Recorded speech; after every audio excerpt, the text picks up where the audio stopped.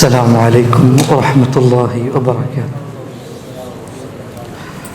الحمد لله والصلاة والسلام على رسول الله وعلى آله وصحبه أجمعين. أما بعد، رب اشرح لي صدري ويسر لي أمري واحلل عقدة من لساني يفقه قولي. ഏറെ സ്നേഹസമ്പന്നരായ സത്യവിശ്വാസിനികളെ, ലോകരക്ഷിതാവായ പടച്ചറബിൻ്റെ വിധിവിലക്കുകൾ ജീവിതത്തിൻ്റെ എല്ലാ മേഖലകളിലും പാലിച്ചുകൊണ്ട് ജീവിതം ധന്യമാക്കണമെന്ന് എന്നോടെന്ന പോലെ നിങ്ങൾ ഓരോരുത്തരെയും ഓർമ്മപ്പെടുത്തുകയാണ്, വസിയ്യത്ത് ചെയ്യുകയാണ്. നാഥൻ അനുഗ്രഹിക്കുമാറാകട്ടെ. അള്ളാഹുവിൻ്റെ കലാം, പരിശുദ്ധ ഖുർആൻ, ഒരു സത്യവിശ്വാസിയെ സംബന്ധിച്ചിടത്തോളം ജീവിതത്തിലുടനീളം മുറുകെ പിടിച്ച് ജീവിക്കേണ്ടതാണ്.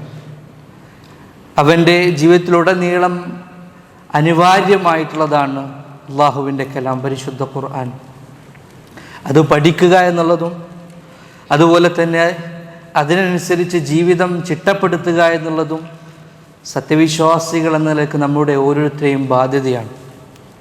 ഇൻഷാ അല്ലാഹ്, ഇന്ന് നമുക്ക് പഠിക്കാനുള്ള വിഷയം ഖുർആൻ പാരായണത്തിൽ വന്നു പോകാവുന്ന ചില തെറ്റുകളെക്കുറിച്ചാണ്. ഇൻഷാ അല്ലാഹ്, യഥാർത്ഥത്തിൽ നമ്മൾ ഖുർആൻ പഠിക്കുമ്പോൾ നമ്മൾ പറയാറുണ്ട്, തജ്വീദ് പഠിക്കണം, അക്ഷരങ്ങൾ പഠിക്കണം, ഉച്ചാരണങ്ങൾ പഠിക്കണം എന്നൊക്കെ നമ്മൾ പറയാറുണ്ട്.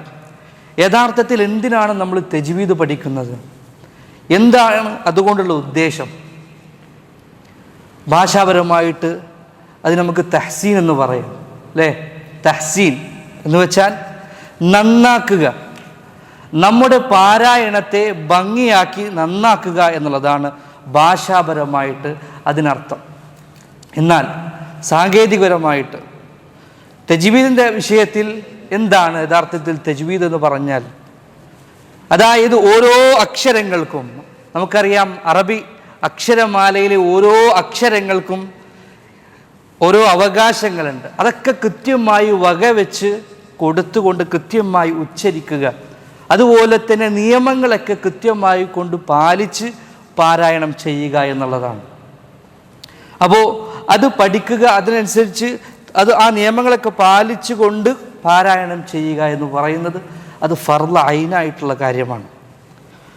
അതുപോലെ തന്നെ നമ്മൾ ഇൻഷാ അല്ലാഹ് നമ്മൾ പഠിക്കുന്ന വിഷയം എന്ന് പറയുന്നത് പാരായണത്തിൽ നമ്മൾ തജ്വീദ് നിയമം പഠിക്കുന്നതിന് തെറ്റുകൂടാതെ ഖുർആൻ പാരായണം നന്നാക്കി ഓതാനാണ്. എന്നാൽ പാരായണത്തിൽ വന്നു പോകുന്ന ചില തെറ്റുകളെക്കുറിച്ചാണ് ഇൻഷാ അല്ലാഹ് നമ്മൾ പഠിക്കുന്നത്. രണ്ട് രൂപത്തിലാണ് പരിശുദ്ധ ഖുർആൻ പാരായണം ചെയ്യുമ്പോൾ ആളുകൾക്കിടയിൽ തെറ്റുകൾ സംഭവിക്കുന്നത്. രണ്ട് രൂപത്തിലാണ് പണ്ഡിതന്മാർ പഠിപ്പിക്കുന്നത്, രണ്ട് രൂപത്തിലാണ് നമ്മെ പഠിപ്പിക്കുന്നത്. ഏതൊക്കെയാണത്? ഒന്ന് ലഹ്ന് ജലീ, അതുപോലെ തന്നെ ലഹ്ന് ഖഫീ.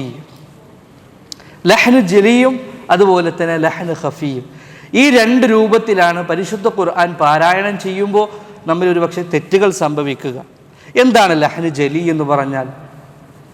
അഥവാ പ്രകടമായ തെറ്റുകൾ, പ്രകടമായിട്ടുള്ള തെറ്റുകൾ.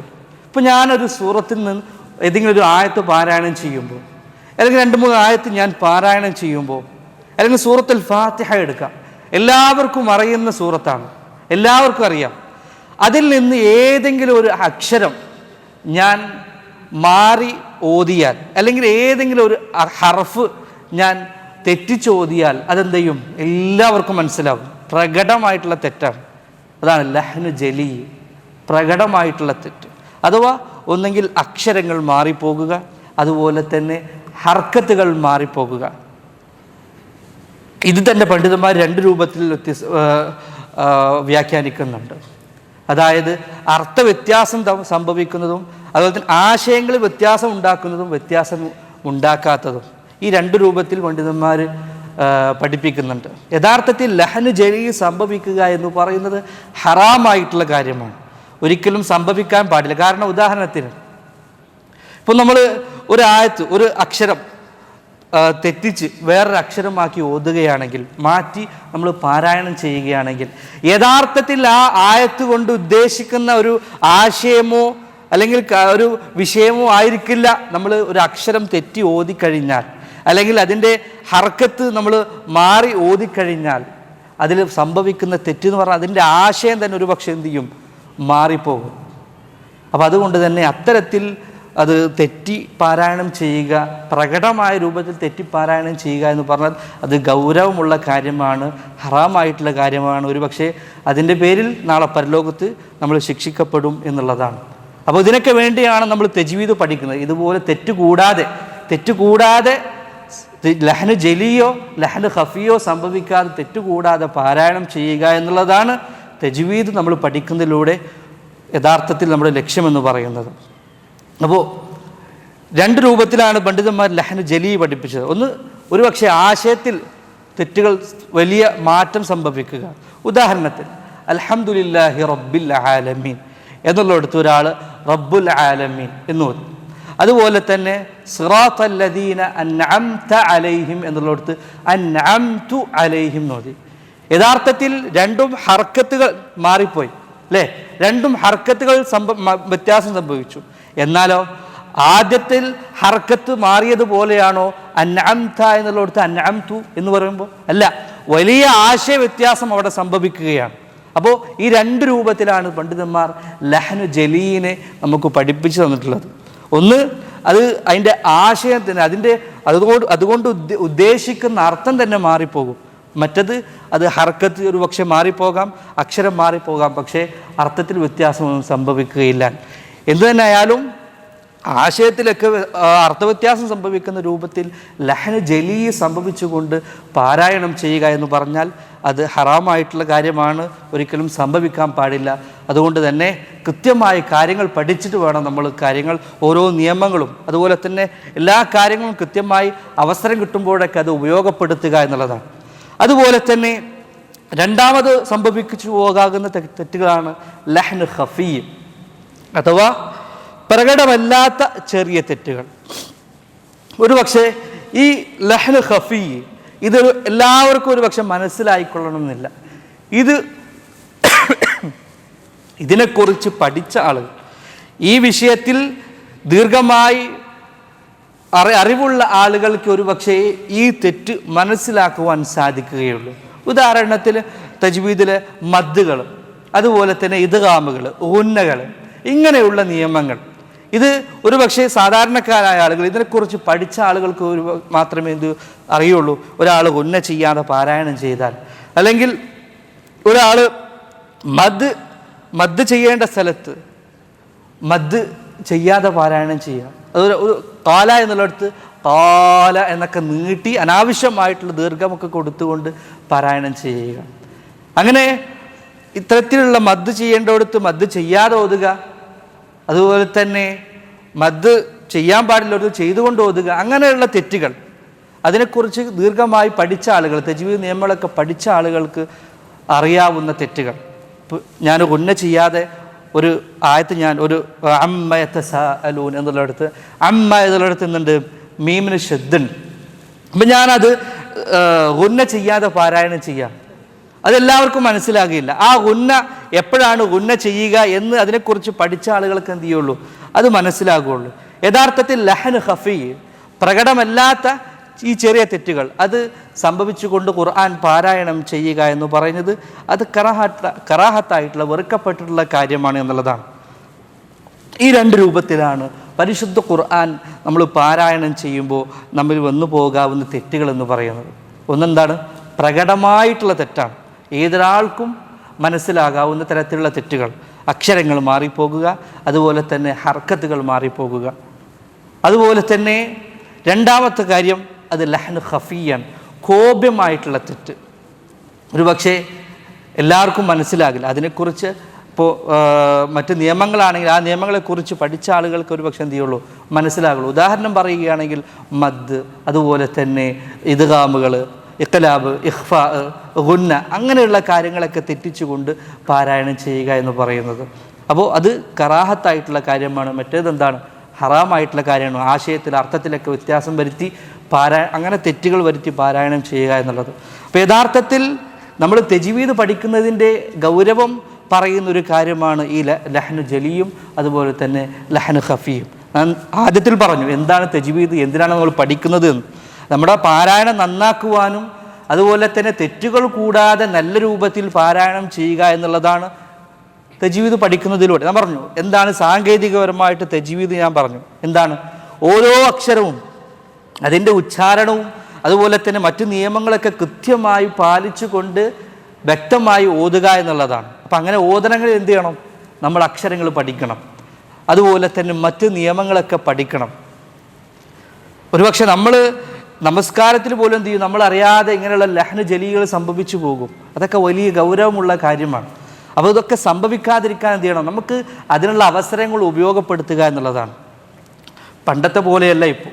പണ്ടൊക്കെ ഒരു അറിവ് നേടണമെങ്കിൽ ഒരുപക്ഷെ ദിവസങ്ങൾ യാത്ര ചെയ്യണം, അല്ലെങ്കിൽ അതിന് വലിയ പ്രയത്നങ്ങൾ നടത്തണം.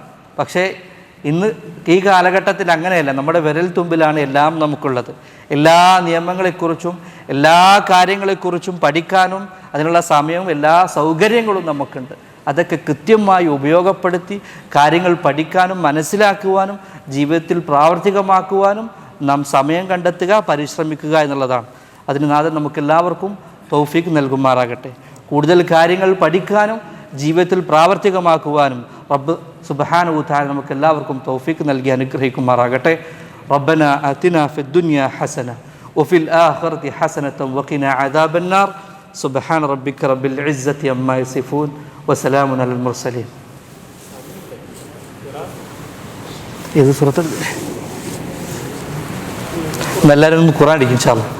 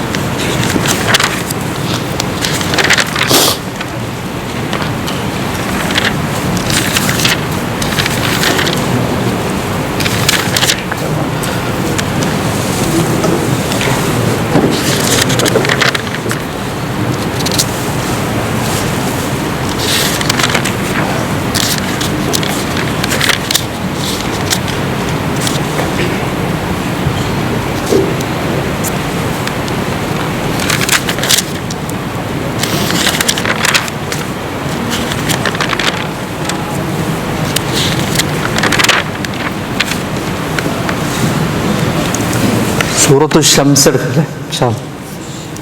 വശംസി വദുഹാഹ.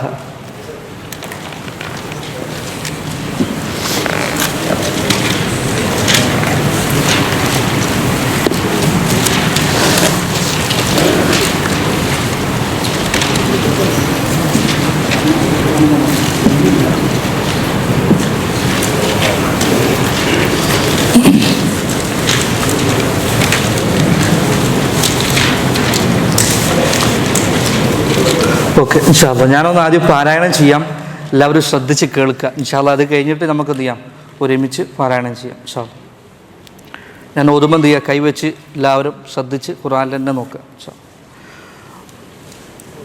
അഊദു ബില്ലാഹി മിനശ് ശൈത്വാനിർ റജീം. ബിസ്മില്ലാഹിർ റഹ്മാനിർ റഹീം. വശംസി വദുഹാഹാ വൽഖമരി ഇദാ തലാഹാ വന്നഹാരി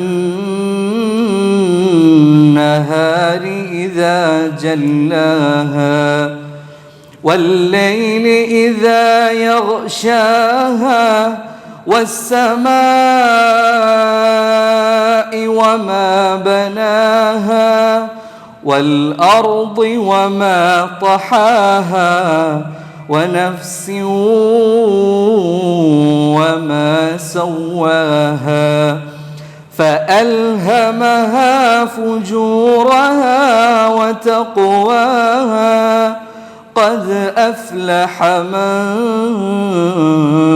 زكاها وقد خاب من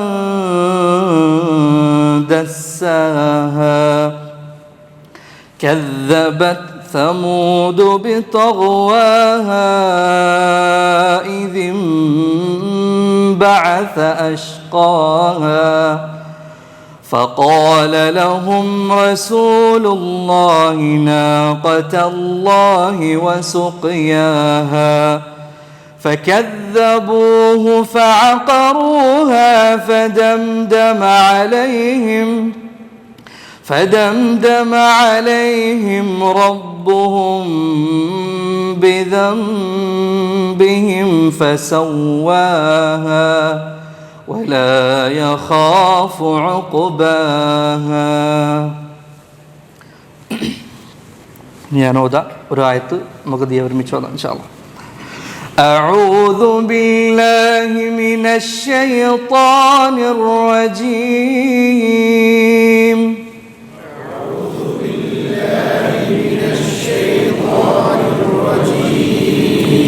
പതുക്കെ ഓരോ അക്ഷരവും എടുത്തെടുത്ത് എന്ത് ചെയ്താൽ മതി, പതുക്കെ ഓതിയാൽ മതി ഇൻഷാ അല്ലാഹ്. ബിസ്മില്ലാഹിർ റഹ്മാനിർ റഹീം.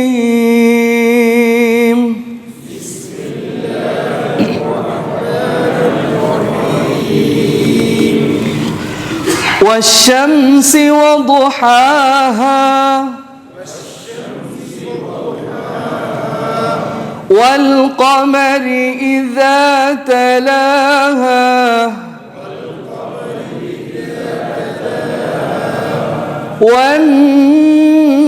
والنهار إذا جلاها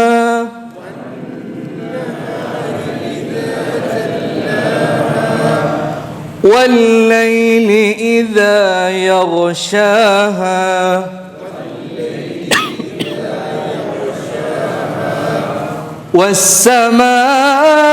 والسماء وما بناها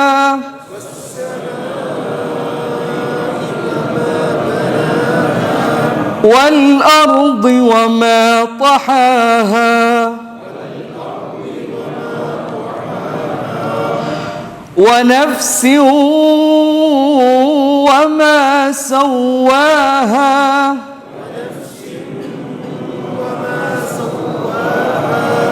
فألهمها فجورها وتقواها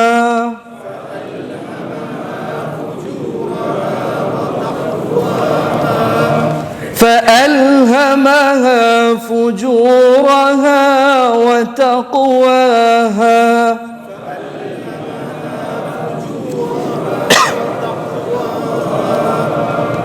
قد أفلح من زكاها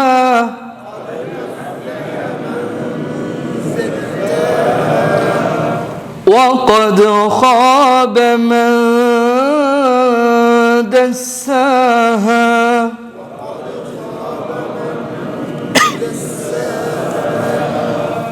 وقد خاب من دساها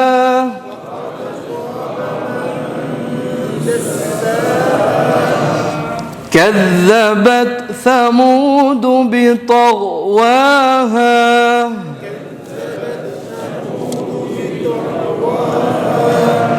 كذبت ثمود بطغواها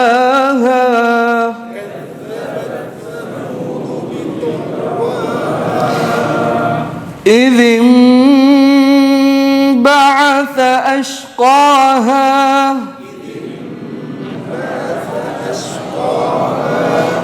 فقال لهم رسول الله ناقة الله وسقياها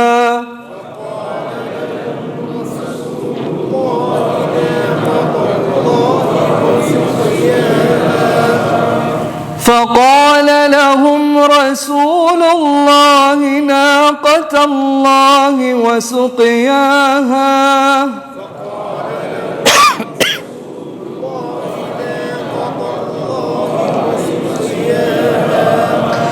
فكذبوه فعقروها فدمدم عليهم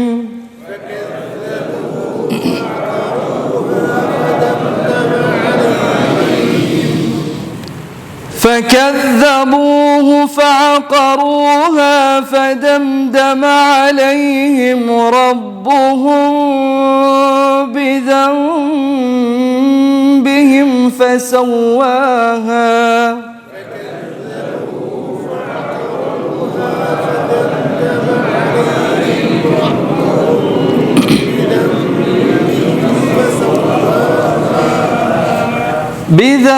بذنبهم فسواها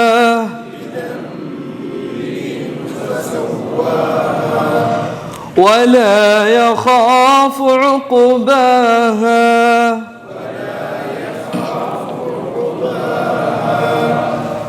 പ്രാഥമികമായിട്ട് നമ്മൾ ശ്രദ്ധിക്കേണ്ട ചില കാര്യങ്ങൾ കൂടി ഓർമ്മപ്പെടുത്തുകയാണ്. ഇപ്പോൾ ഞാൻ ആദ്യം പറഞ്ഞു നമ്മൾ പതുക്കെ ഓതണം എന്ന് പറഞ്ഞു, തെർത്തിയിലായിട്ട് ഓതണം എന്ന് പറഞ്ഞു. അതായത് ശരിക്കും നമ്മൾ അങ്ങനെ ഓതാവും പഠിക്കുമ്പോൾ സാഹചര്യത്തിലൊക്കെ. കാരണം എന്താണ്, അത് നമ്മുടെ അക്ഷരങ്ങളൊക്കെ നമ്മൾ പഠിക്കുന്ന ഓരോ അക്ഷരങ്ങളൊക്കെ അതിൻ്റെ ഉച്ചാരണങ്ങളൊക്കെ ക്ലിയർ ആവാൻ വേണ്ടി അത് യഥാർത്ഥ രൂപത്തിൽ ഉച്ചരിച്ച് പഠിക്കാൻ ഏറ്റവും നല്ലത് എന്താണ്, ആ രൂപത്തിൽ വളരെ സാവകാശം തെർത്തിയിലായ രൂപത്തിൽ പാരായണം ചെയ്ത് പഠിക്കുന്നതാണെന്ത് ഏറ്റവും നല്ലത്. നമ്മുടെ അക്ഷരങ്ങളും നിയമങ്ങളൊക്കെ പാലിച്ച് നമ്മുടെ പാരായണം മെച്ചപ്പെടുത്താൻ അതാണ് ഏറ്റവും നല്ലതായിട്ടുള്ളത്. ഇൻഷാ അല്ലാഹ്. അപ്പോൾ വശംസി വദുഹാഹ, ഇപ്പോൾ നമ്മളങ്ങനെ ഓതുമ്പോൾ എന്താ വെച്ചാൽ നമുക്ക് തന്നെ മനസ്സിലാവുന്നത് നമ്മുടെ അക്ഷരങ്ങളൊക്കെ നമുക്ക് തന്നെ വ്യക്തമായിട്ട് കേൾക്കാനും അതിലുള്ള അപാകതകളൊക്കെ തിരുത്താനും നമുക്ക് സാധിക്കും. ഓക്കെ, വശംസി വദുഹാഹ.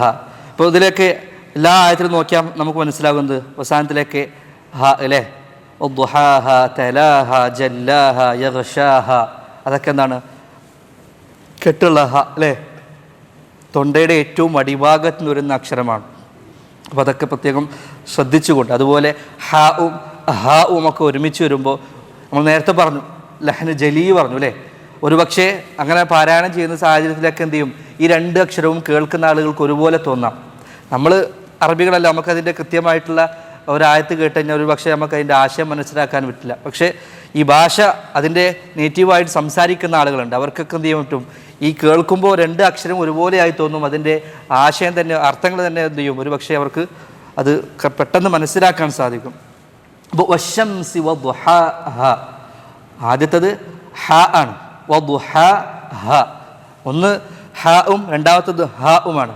അത് ഹ എന്ന് പറയുന്നത് മധ്യഭാഗത്ത് നിന്ന് വരുന്ന, തൊണ്ടയുടെ മധ്യഭാഗത്ത് നിന്ന് വരുന്ന അക്ഷരമാണ്. ഹ എന്ന് പറയുന്നത് തൊണ്ടയുടെ ഏറ്റവും അടിഭാഗത്ത് വരുന്ന അക്ഷരമാണ്. രണ്ടിൻ്റെയും മഖ്റജുകൾ വ്യത്യാസമുണ്ട്. വശംസി വദുഹാഹ വൽ ഖമരി ഇദാ തലാഹ തലാഹ വന്നഹാരി ഇദാ ജല്ലാഹ. വന്നഹാരി എന്നുള്ളടത്ത് നൂനിന് എന്തുണ്ട്, ഷദ്ദുണ്ട്. ഷദ്ദ് വന്നാൽ എന്താ ചെയ്യുക, മണിച്ചു പാരായണം ചെയ്യണം, ഗുന്ന ചെയ്തുകൊണ്ട് പാരായണം ചെയ്യണം.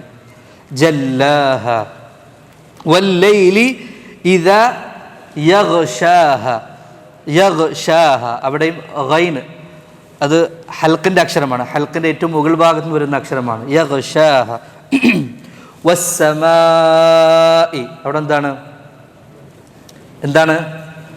മദ്ദാണ് അല്ലേ. മദ് ഏത് മദ്ദാണ്, മദ് മുത്തസിലാണ്. വസ്സമാഇ വമാ ബനാഹ വൽ അർദി വമാ തഹാഹ. അതുപോലെ തന്നെ ഒരുപാട് ആവർത്തിച്ച് വരുന്ന ഒരു അക്ഷരം കൂടിയാണ് ഇത്, വാവ് അല്ലേ. എങ്ങനെ ഉച്ചരിക്കുക,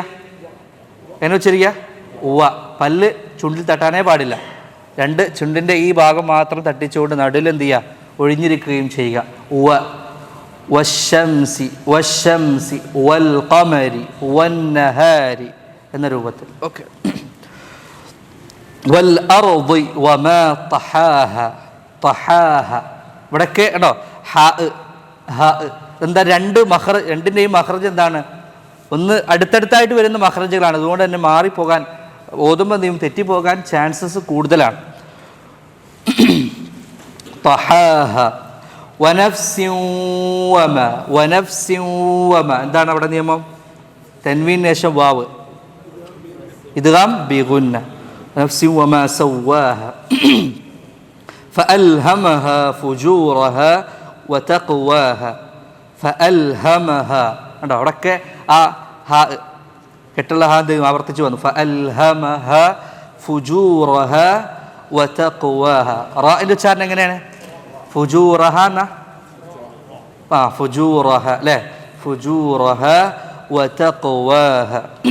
ഖദ് അഫ്ലഹ മൻ സക്കാഹ. അവിടെ ഏതാ നിയമം? ഇഖ്ഫ അല്ലേ? ഇഖ്ഫാന്റെ പ്രത്യേകത എന്താ? എന്താ ഇഖ്ഫ പറഞ്ഞാല്? അതായത് നമ്മൾ ഇഖ്ഫ ചെയ്യുമ്പോൾ ഇപ്പോൾ ഇവിടെ എന്താണ്? സുക്കൂൻ ചെയ്ത് നൂന് ശേഷം ഏതക്ഷര വന്നത്? സ ആണ് വന്നത് അല്ലേ? അപ്പോൾ നമ്മൾ ഓതുന്ന സാഹചര്യത്തിൽ സക്കാഹ അതെന്ത് ചെയ്യണം?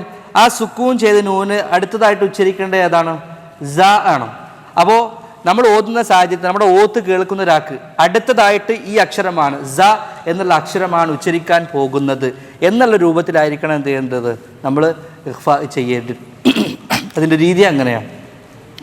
ഖദ് അഫ്ലഹ മൻ സക്കാഹ വഖദ് ഖാബ മൻ ദസ്സാഹ. ഇവിടെയൊക്കെ ഇഖ്ഫ ആണ്. മൻ ദസ്സാഹ കദ്ദബത് സമൂദ് ബിതഗ്വാഹ ഇദിൻ ബഅഥ.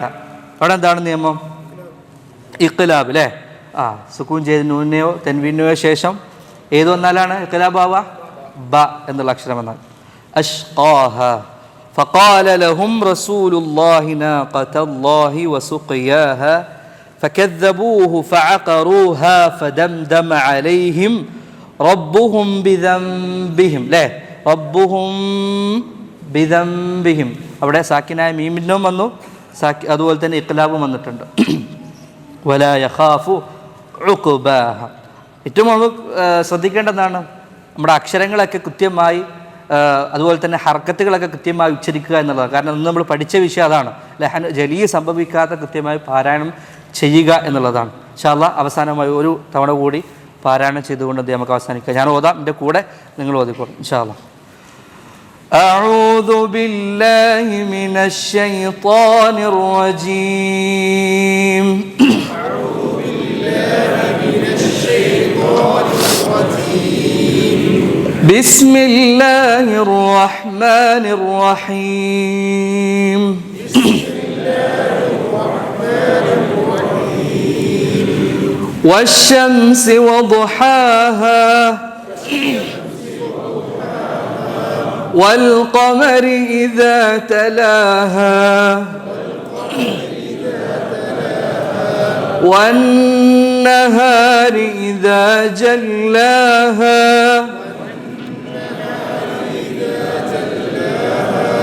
والليل إذا يغشاها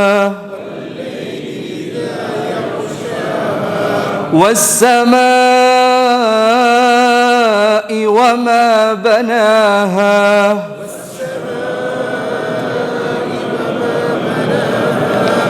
والأرض وما طحاها ونفس وما سواها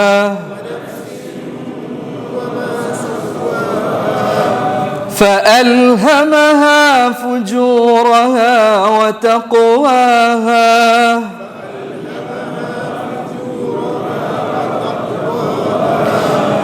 قد أفلح من زكاها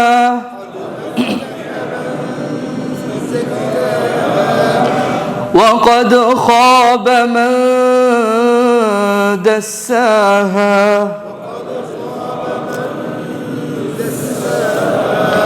كذبت ثمود بطغواها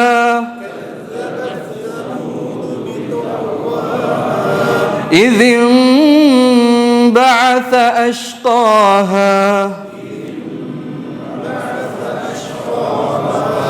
فقال لهم رسول الله ناقة الله وسقياها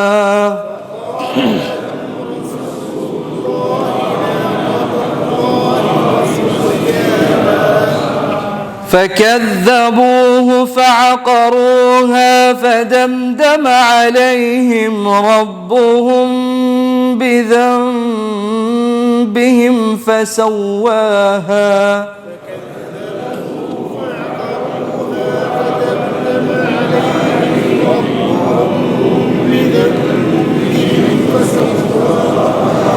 ولا يخاف عقباها.